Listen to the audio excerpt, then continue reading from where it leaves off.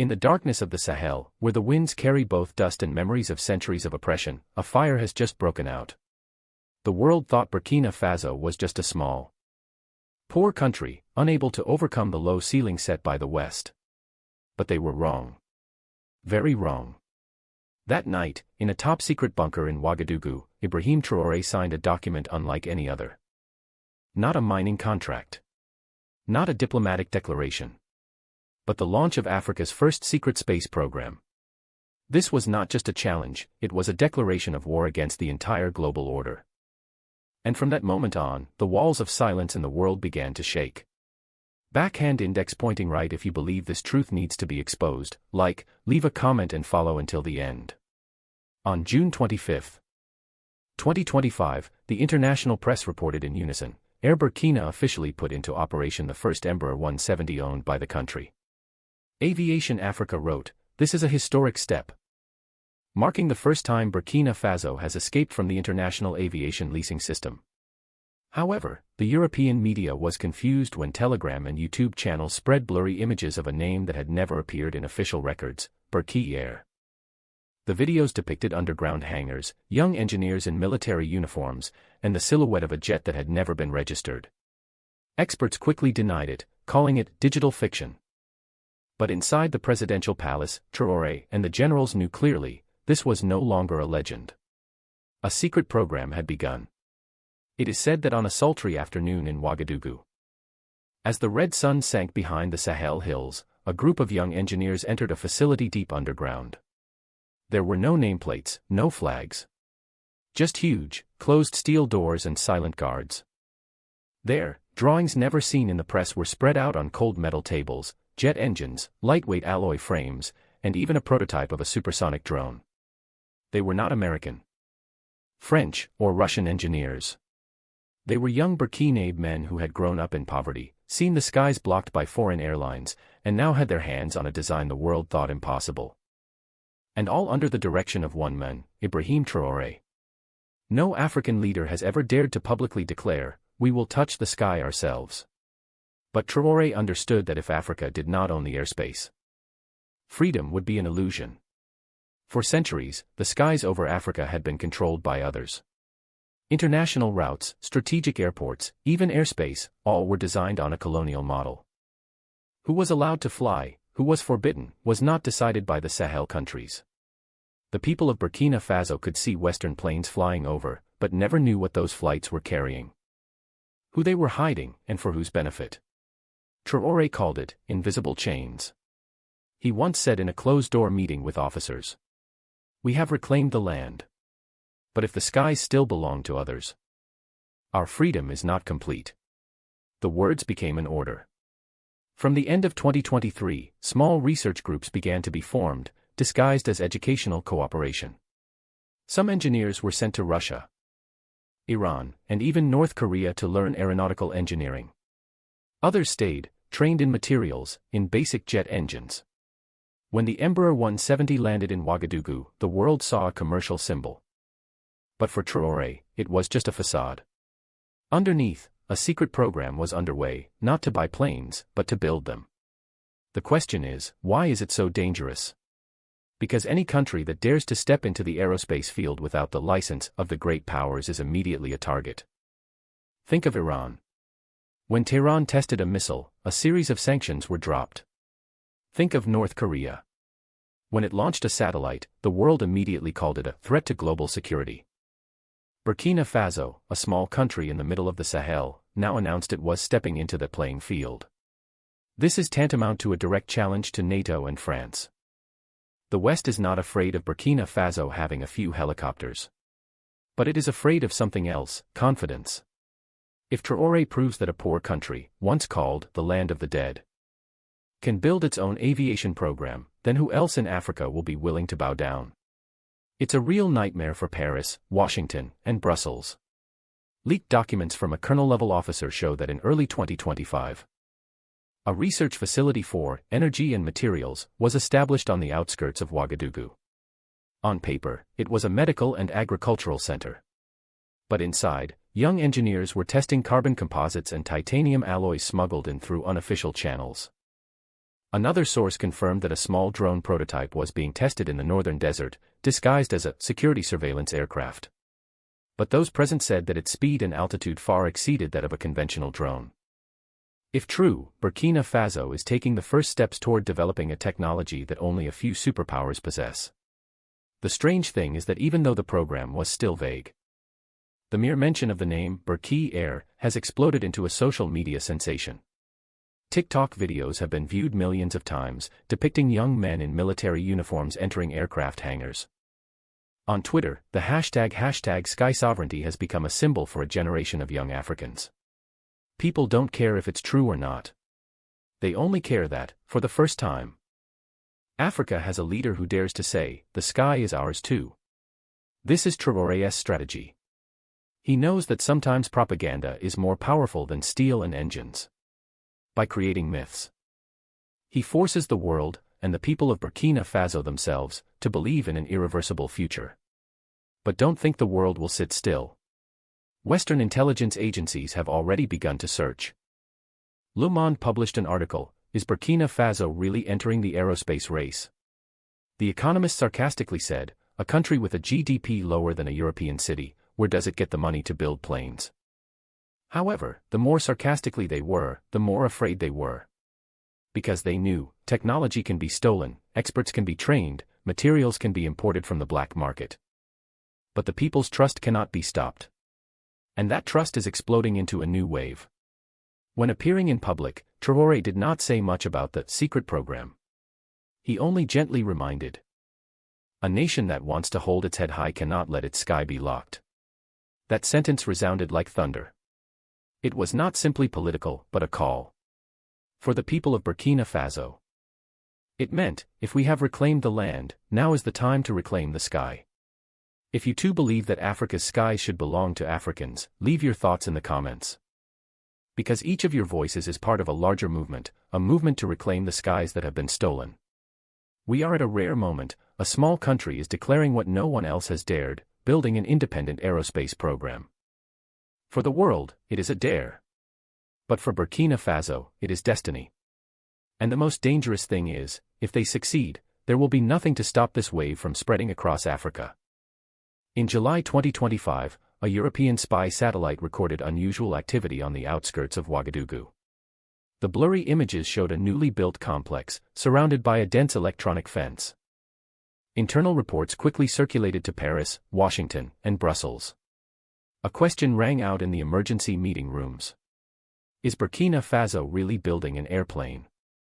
From that moment, the Sahel sky was no longer just the sky. It became a new battlefield, where invisible eyes from Western satellites and drones watched every breath of this small country. The reaction came faster than expected. International financial institutions simultaneously cut aid. European and American companies stopped providing aviation spare parts. Even the maintenance contract for the Embraer 170 was unreasonably extended. As a hidden warning, you are not allowed to go beyond the limit. The Western press began a psychological campaign. The Economist sarcastically said, "Burkina Faso is dreaming of becoming the NASA of the Sahel." Le Figaro warned, an unstable country with flying technology could threaten global security. However, those articles inadvertently added fuel to the fire. Burkina Faso people read it, were outraged, and became even more convinced that Traoré was on the right track. In Ouagadougou, in cramped cafes, Burkina Air was discussed as if it were a living legend. Children drew planes in their notebooks bearing the Burkina Faso flag. Street artists sprayed graffiti with the words, "Our Sky."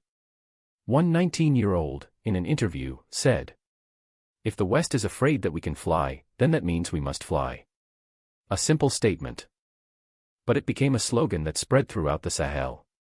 Traoré understood that real power does not lie in steel or engines. Power lies in collective belief, when millions of hearts look up to the sky and believe that it is their destiny.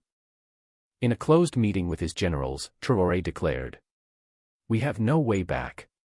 If we retreat, they will crush us. If we advance, at least we will leave a mark for the next generation. And I choose to advance." That statement silenced the room. The officers understood, this was not just a technical ambition. This was a war of sovereignty. And to protect the program, Traoré began to take bold steps. Underground routes were opened to transport materials. Experts from Iran and North Korea secretly appeared under the guise of agricultural advisors. Even the import of alloys was hidden in containers labeled medical equipment. In August 2025, an unexpected incident occurred. An unidentified drone crashed in the desert of northern Burkina Faso. Locals found and filmed the scene. The video showed that on the wreckage of the drone, there was the logo of a European private military company. The news immediately exploded: the West is spying on Burkina Faso. The Burkina Faso government did not confirm, but did not deny. They let the outrage spread. And the world understood that a new confrontation was opening, not only on land, but also in the sky. But the danger did not come only from outside. Some former officials, who had once aligned themselves with France, began leaking information, spreading rumors of a waste of funds and illusions of fantasy. They warned that the program would drag Burkina Faso into the abyss of sanctions. Traoré responded in a rare speech. There are those who fear us flying because they are used to kneeling. But a nation only truly lives when it knows how to hold its head high. The words were more than just a rebuttal. They were a death sentence for traitors, as a series of silent arrests have since taken place within the old ranks. What no one expected, despite its poverty, Burkina Faso still found a way to move forward. A small drone prototype was successfully tested in the countryside. Although it only reached moderate speeds.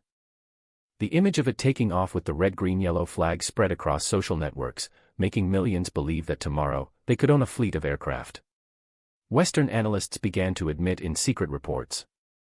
The danger is not Burkina Faso's current technology, but the spread of an irreversible spiritual movement. If you feel that Traoré's strength lies not just in the tools, but in the indomitable spirit of a people, leave a comment now. Because when you write a word of support, you are standing in the ranks of millions of young Africans looking up to the sky. In secret meetings in Paris, military generals discussed, should we launch a containment operation? A leaked report shows that NATO discussed the scenario of early intervention, that is, destroying the base before Burkina Faso advanced too far. But that proves the truth: Burkina Faso is no longer just a forgotten name. It has become a real threat in the eyes of those who once despised it. In Bamako, Niamey, Dakar, thousands of young people took to the streets chanting, "If Burkina Faso can fly, so can we." The secret program, however vague, had transcended borders. It became a beacon for a continent yearning for freedom. A Nigerian scholar commented, "Until now, the sky has always belonged to foreigners. But now, if Burkina Faso touches it, the entire map of power will be rewritten. The storm has come. The sky is no longer calm." Traoré knows that every next step will be scrutinized, every propeller will be watched. But he also knows, if he stops, everything will fall apart. Burkina Faso, the country once called the land of the dead, has now become a battlefield of the sky, where a generation must decide, bow down or fly. In September 2025, the UN Security Council held an emergency meeting. On the agenda, a topic was written coldly: illegal military aviation program in Burkina Faso. Behind the thick doors of the meeting room, European and American representatives could not hide their anger. A small country, once completely dependent on them, now dared to raise its head to challenge the order. And the familiar scenario was immediately activated: economic sanctions, diplomatic isolation, threats of military intervention. The sky over Ouagadougou had never been so dark. Sanctions came as quickly as a storm. National accounts were frozen. International banks refused all transactions. Dozens of companies withdrew from Burkina Faso, leaving thousands of workers unemployed. The news was overwhelming: Burkina Faso on the brink of collapse. But on the streets, there were not cries, but marches. Young people carried banners: "If they lock the doors, we will build our own houses." Those seemingly fatal sanctions turned into a fire that ignited anger. People understood clearly, this was no longer about an aviation program. This was a fight for the survival of a nation. While the West increased pressure, something unexpected happened: Russia, China, and Iran spoke up to defend Burkina Faso. Moscow called it a legitimate sovereign right. Beijing discreetly offered technical aid. Tehran even hinted, We survived decades of sanctions. Burkina Faso will do it. This made the West even more angry. They feared Burkina Faso would become a new Syria in the Sahel, a proxy battleground where global axes of power collided. Traoré appeared on national television, his face determined, his voice firm. They want us to starve, but we will sow seeds. They want us to be afraid, but we will sing the song of freedom. They want us to kneel, but we will fly. The last sentence exploded like fire. The entire capital echoed with the cry, "Fly! Fly!" Groups of young volunteers formed community science units, collected materials, and invented small flying devices. Although rudimentary, it was the spirit that turned the aviation project into a full-fledged people's movement. The West used more than financial weapons. It opened another front, information warfare. International television broadcasts fake news, Burkina Faso's test fails, engineer flees, Traoré is just a dreamer. Social media is full of smear campaigns, this program will plunge the country into darkness. But each fake news is countered by a viral video from the people. A young engineer posts a clip holding a drone model and says, "This is not darkness. This is dawn." The clip reached more than 3 million views in a few days. The world begins to realize, there is an invisible wave rising from the heart of the Sahel. It cannot be stifled by the media, nor can it be bribed with money. In the tense context, a shocking event occurs. Traoré's convoy is ambushed while moving through the north. 3 bodyguards are killed, but he narrowly escapes. The government declares, this is a foreign plot. From that moment on, the capital lives under curfew. Special forces hunted down spies. Many former officials were urgently arrested, some were accused of taking money from Western intelligence agencies. Darkness crept into the heart of the government. But at this moment, true loyalty was tested. Those who remained with Traoré understood, this was a battle for survival. If you believe that a small nation can rewrite the map of world power, share your thoughts. Comment, spread the word, because each of your words is a brick building a wall to protect Burkina Faso from the storm. From Mali to Niger, from Ghana to Senegal. News about Burkina Faso was like a torch. Many countries began to ask, if Ouagadougou can fight the West, why do we keep bowing down? A new movement was born, the Sovereignty of the Skies movement. It demanded not only independence of land, but also of space. In Bamako, a student shouted, "The sky does not belong to NATO, it does not belong to Paris.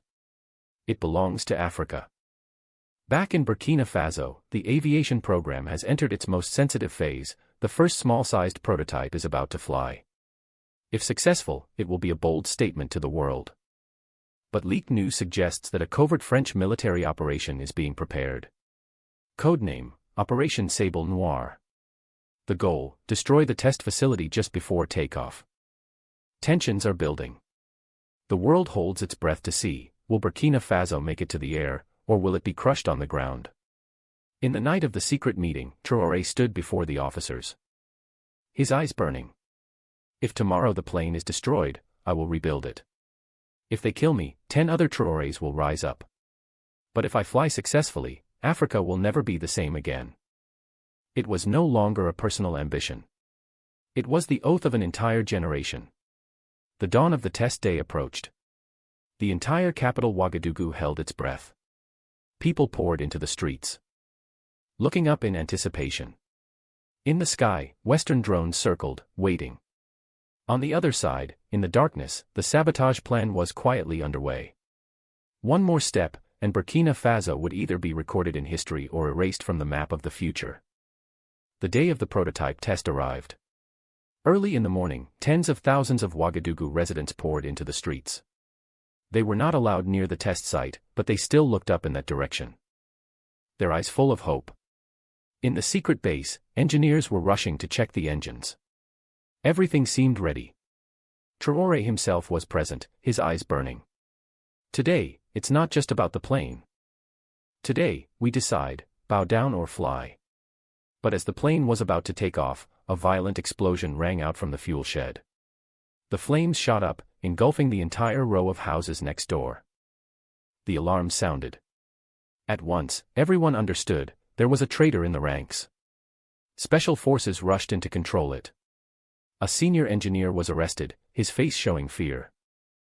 After hours of interrogation, he confessed that he had received money from a European intelligence organization to plant explosives, aiming to destroy the historic flight. People outside heard the news and shouted in anger, "Traitor! Traitor!" Black smoke rose high, it seemed like the dream would collapse right before their eyes. Western media outlets immediately reported, "A humiliating failure.